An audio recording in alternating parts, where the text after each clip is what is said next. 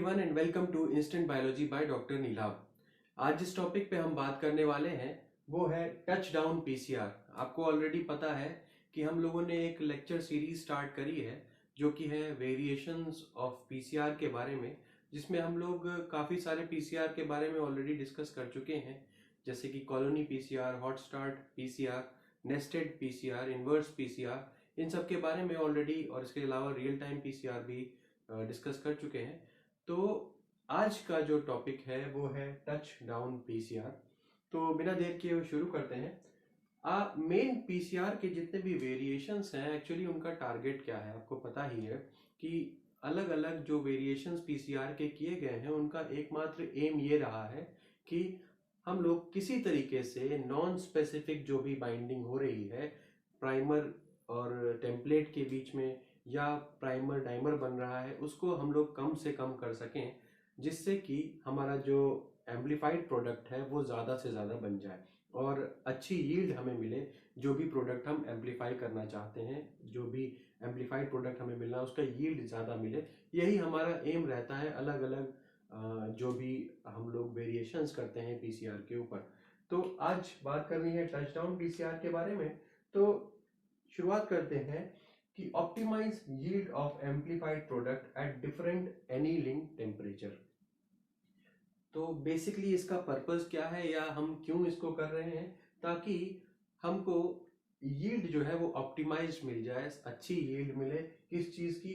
Amplified product की। जो product हम एम्प्लीफाई करवाना चाहते हैं उसकी बेहतर यील्ड मिले एट डिफरेंट एनीलिंग टेम्परेचर। अब आप समझ रहे होंगे कि ये एनीलिंग टेम्परेचर क्या है। ऑलरेडी जब पीसीआर, जो बेसिक पीसीआर है, उसके बारे में जो हम लोगों ने बात की थी, तो उसमें बताया भी था कि एनीलिंग टेम्परेचर क्या है। वो टेम्परेचर जिस पे प्राइमर आपका बाइंड कर जाता है टेम्पलेट के ऊपर, वो भी एक रेंज है, लगभग 50-60 डिग्री सेंटीग्रेड के आसपास प्राइमर जो है वो बाइंड करता है। और ये स्टेज जो एनीलिंग की होती है वो जस्ट बाद में होती है। किसके? डीनेचुरेशन की जो स्टेज है। डीनेचुरेशन मतलब क्या हो गया? वहां पे स्ट्रैंड्स जो है वो सेपरेट हो जाते हैं, या टेम्पलेट के जो दोनों स्ट्रैंड है वो सेपरेट आउट हो जाते हैं। उसके बाद प्राइमर क्या होता है? एनील करता है। एनीलिंग का टेम्परेचर कम होता है, बहुत कम होता है as compare to denaturation. Denaturation 94 पे होता है, एनीलिंग जो है वो 50 से 60 के बीच में हो जाएगा कहीं भी, डिपेंडिंग अपॉन प्राइमर और टेम्पलेट। और उसके बाद इलोंगेशन का जो टेम्परेचर होता है वो लगभग 72 डिग्री सेंटीग्रेड के आसपास होता है। तो इसके टच डाउन पीसीआर में वही मैंने रीजन आपको बताया। और नेक्स्ट क्या है, ये इसका यूज जो है कई स्पेसिफिक जगहों पे होता है जहां पे आपको डीएनए एम्प्लीफाई करने में कुछ प्रॉब्लम्स आती हैं। कैसी प्रॉब्लम्स? किस तरीके की प्रॉब्लम्स? जैसे सबसे पहले, कई बार mismatch between primer and template. कई बार प्राइमर और टेम्पलेट जो है आपस में मैच नहीं कर पाते, नॉन स्पेसिफिक बाइंडिंग होती है, तो उस केस के लिए ये यूज होता है। नेक्स्ट क्या है? Primer design from amino acid sequence. कई बार हम लोग अमाइनो एसिड सीक्वेंस हमारे पास होता है, प्रोटीन का सीक्वेंस होता है, और हम लोग उससे वापस डीएनए पे जाते हैं, डीएनए का सीक्वेंस निकालते हैं, और उसके बाद डीएनए के सीक्वेंस से हम प्राइमर डिजाइन करते हैं। उस तरीके का इशू। या हेट्रोजीनियस प्राइमर है उस केस में। या जैसे कि कई बार होता है कि आप जीन के आइसोफॉर्म्स पे काम कर रहे होते हैं, या मल्टी जीन फैमिलीज के ऊपर काम कर रहे होते हैं। मल्टी जीन फैमिलीज में क्या होता है कि एक ही जीन, मतलब एक जीन के जैसे ही सेम फंक्शन करने वाले बहुत सारे जीन्स होते हैं, एक फैमिली को बिलोंग करते हैं।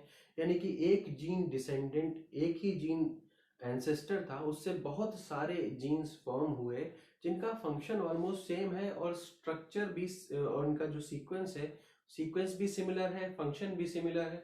तो उस केस में क्या होगा कि जो आप प्राइमर बनाएंगे वो हो सकता है कि आपको नॉन स्पेसिफिक प्रोडक्ट देने लगे। तो इस तरीके की जो प्रॉब्लम्स हैं उसके लिए ये टच डाउन पीसीआर बहुत उपयोगी है।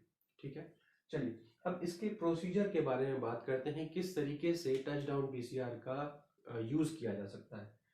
सबसे पहले ये टीए क्या है? Annealing temperature. इसको आप कैलकुलेट करते हैं, अलग अलग मेथड्स हैं और कुछ टूल्स भी हैं, सॉफ्टवेयर्स भी हैं, जिससे ऑनलाइन एनीलिंग टेम्परेचर को कैलकुलेट किया जा सकता है। शुरुआत में एनीलिंग टेम्परेचर को, जो फर्स्ट और सेकंड साइकिल्स होती हैं, जो शुरुआत की साइकिल्स होती हैं, उसमें एनीलिंग टेम्परेचर को आप जो कैलकुलेटेड एनीलिंग टेम्परेचर है उससे थोड़ा बढ़ा करके रखते हैं, 3 से 4 डिग्री सेंटीग्रेड अब हायर रखेंगे जो एनीलिंग टेम्परेचर जो आया है उससे। क्यों, इसका रीजन क्या है? आपको पता होगा कि लोअर एनीलिंग टेम्परेचर पे क्या होता है, नॉन स्पेसिफिक बाइंडिंग होती है, यानी कि जो आपका प्राइमर था वो जहां पे उसको बाइंड करना चाहिए था, जिस जगह के लिए वो मेंट था, जहां पे बाइंड करके वो एम्पलीफाई करने वाला था, वहां पे बाइंड ना करके वो किसी और जगह बाइंड करेगा और नॉन स्पेसिफिक प्रोडक्ट दे देगा, या फिर प्राइमर डाइमर भी बन सकता है।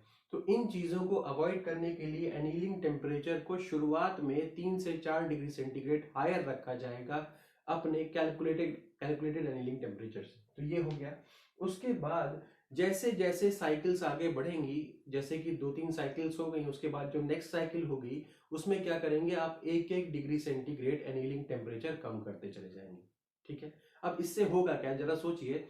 अगर आपने शुरुआत में एनीलिंग टेम्परेचर को हाई रखा हुआ है तो क्या होगा, सिर्फ सिर्फ और सिर्फ स्पेसिफिक बाइंडिंग ही होगी, यानी कि आपका प्राइमर जो है सिर्फ उस जगह जाकर के बाइंड करेगा जहां पे उसको बाइंड करना चाहिए था, नॉन स्पेसिफिक बाइंडिंग शो नहीं करेगा वो। अब 2-3 साइकिल्स तक जब आप ऐसे ही रखेंगे तो क्या होगा, आपका जो स्पेसिफिक प्रोडक्ट होगा वो बहुत ज्यादा हो जाएगा एज कंपेयर टू, अब जब आपका स्पेसिफिक प्रोडक्ट जो है वो बहुत ज्यादा हो जाएगा, 2-3 साइकिल बाद स्पेसिफिक प्रोडक्ट बहुत ज्यादा हो जाएगा, उसके बाद आप एनीलिंग टेम्परेचर को कम करना शुरू करिए 1-1 डिग्री सेंटीग्रेड। अब धीमे धीमे धीमे धीमे जब आप कम करेंगे तो क्या होगा, एक पॉइंट ऐसा आएगा जब आप नॉन स्पेसिफिक बाइंडिंग वाला एनीलिंग टेम्परेचर टच कर रहे होंगे। ठीक है, अब नॉन स्पेसिफिक बाइंडिंग वाले एनीलिंग टेम्परेचर पे आप पहुंच गए हैं, बट क्या हुआ, अब आपका प्रोडक्ट जो स्पेसिफिक प्रोडक्ट है वो इतना ज्यादा हो चुका है ऑलरेडी कि अब जो प्राइमर जो बाइंड करेगा वो अपने उसी प्रोडक्ट पे बाइंड करेगा, यानी कि जो स्पेसिफिक प्रोडक्ट बनता चला आ रहा है उसी पे बाइंड करेगा, उसी को एम्पलीफाई कर देगा। नॉन स्पेसिफिक वाला जो एक डर था वो खत्म हो जाएगा। किस वजह से? क्योंकि हमने शुरुआत में एनीलिंग टेम्परेचर जितना होना चाहिए था उससे 2-3 डिग्री सेंटीग्रेड बढ़ा के रखा था। तो यही चीज मैंने यहाँ पे लिखी भी है कि T A of first and second cycle is increase by around 3 degree centigrade above the calculated T A. Next क्या लिखा हुआ है, टी ए फिर क्या होता है, T A is reduced by 1 degree centigrade for every 1 to 2 cycle. हर 1 या 2 साइकिल के बाद आपको टी ए जो है 1 डिग्री कम कर देना है। इससे क्या होगा, onset of non specific amplification is delayed by a few cycles. जो नॉन स्पेसिफिक एम्पलीफिकेशन शुरुआत से ही होने लगता उसको अब हमने 2-3 साइकिल डिले कर दिया है। क्यों, 2-3 साइकिल पे हमने हायर टेम्परेचर रखा है जिसकी वजह से हमारा स्पेसिफिक प्रोडक्ट बनता जाएगा और उसके बाद हम टेम्परेचर कम करना शुरू करेंगे। अब नॉन स्पेसिफिक बाइंडिंग हो सकती है लेकिन हो नहीं पाएगी। क्यों, यहाँ पे मैंने लिखा भी है, when TA reaches a point where non-specific amplification can occur, हो सकता है, but specific amplification product has the supremacy। जो स्पेसिफिक एम्पलीफिकेशन का प्रोडक्ट होगा वो इतना ज्यादा बन चुका होगा कि अब जब भी प्राइमर बाइंड करेगा उसके पास और कोई जगह नहीं है बाइंड करने की, क्योंकि नॉन स्पेसिफिक वाले अलग हो चुके हैं, सिर्फ और सिर्फ स्पेसिफिक प्रोडक्ट ही उसके पास है जिसपे वो बाइंड करेगा और इलांगेट कर देगा। तो ये बेसिकली एक थ्योरी हो गई एक तरीके से टच डाउन पीसीआर की। अब देख लेते हैं कि इसका एक डायग्रामेटिक रिप्रेजेंटेशन कैसा है। जरा देखिए, ये तो आपने फिगर देखी होगी, initial denaturation 94 degree centigrade 2 minute, फिर डीनेचुरेशन 94 डिग्री सेंटीग्रेड 45 सेकंड्स। अब यहाँ पे एक्चुअल चीज जो है वो यहाँ पे हमें देखनी है। ये एनीलिंग का पूरा एरिया है। Annealing 66 degree centigrade to 55 degree centigrade हमने यहाँ पे अलाउ कर रखी है। ठीक है, उसके बाद एक्सटेंशन है और फाइनल एक्सटेंशन है और 4 डिग्री सेंटीग्रेड पे हम इसको स्टोर कर लेते हैं। जरा देखिए, ये टेम्परेचर है उधर और पीसीआर साइकिल है। हमने यहाँ पे एनीलिंग को थोड़ा सा और मैग्नीफाई करके आपको यहाँ पे दिखाया है, सिर्फ इस रीजन पे कंसेंट्रेट करिएगा। एनीलिंग हमने देखी शुरुआत कहाँ से की है, 66 डिग्री 66 डिग्री सेंटीग्रेड से। हर एक साइकिल के बाद देखिए, फर्स्ट साइकिल में 66 डिग्री सेंटीग्रेड है, नेक्स्ट साइकिल में क्या हुआ, ये 1 डिग्री सेंटीग्रेड कम हो गया, 65 डिग्री हो गया। फिर नेक्स्ट साइकिल में 1 डिग्री सेंटीग्रेड और कम, 64। फिर नेक्स्ट साइकिल में 63, 62, 61, 60, 59, 58, 57। तो 10वें साइकिल तक पहुंचते पहुंचते हमें क्या टेम्परेचर मिल गया, 57 डिग्री सेंटीग्रेड। शुरुआत में देखिए कितना हाई था, और उसके बाद लगभग 3-4 डिग्री से, जो अगर सपोज करिए हमने यहाँ पे कैलकुलेट किया होगा, क्या 62-63 degree centigrade annealing temperature calculate किया होगा, तो उससे 3 या 4 डिग्री सेंटीग्रेड हाई करके हमने एनीलिंग टेम्परेचर रखा। और उसके बाद जैसे जैसे साइकिल बढ़ी वैसे वैसे हमने 1-1 डिग्री सेंटीग्रेड टेम्परेचर कम करना शुरू कर दिया। तो यही तो है टच डाउन पीसीआर। जैसे जैसे कम करेंगे तो नॉन स्पेसिफिक प्रोडक्ट बनने की संभावना बढ़ेगी, बट यहाँ तक आते आते चौथी या पांचवी साइकिल तक आते आते आपको पता है कि कितने गुना आपका 2 to the power 5 टाइम्स आपका क्या हो चुका होगा, एम्पलीफिकेशन हो चुका होगा। जब एम्पलीफिकेशन इतना ज्यादा ऑलरेडी हो चुका है स्पेसिफिक प्रोडक्ट का, तो नॉन स्पेसिफिक प्रोडक्ट के बनने की संभावना बिल्कुल खत्म हो चुकी होती है। तो कुल मिलाकर के एक तरीके से इसका फायदा क्या हुआ कि आप अपना यील्ड को ऑप्टिमाइज कर पाएंगे, आपको बेहतर यील्ड मिलेगी किसकी, specific product, specific amplified product की। तो ये हो गया टच डाउन पीसीआर। उम्मीद करता हूँ कि आपको ये लेक्चर पसंद आया होगा और इसके पीछे का कॉन्सेप्ट आपको क्लिक किया होगा। अगर ये लेक्चर पसंद आया है तो प्लीज़ मेरे वीडियो को लाइक करिए और मेरे चैनल को सब्सक्राइब करिए। अब आप जुड़ सकते हैं हमारे साथ टेलीग्राम चैनल पे भी, जिसकी डिटेल्स डिस्क्रिप्शन बॉक्स में दी हुई है, और हमारी वेबसाइट पे भी लॉग इन कर सकते हैं, जिसकी डिटेल्स अगेन आपके डिस्क्रिप्शन बॉक्स के अंदर दी गई है। Thank you so much, have a great day.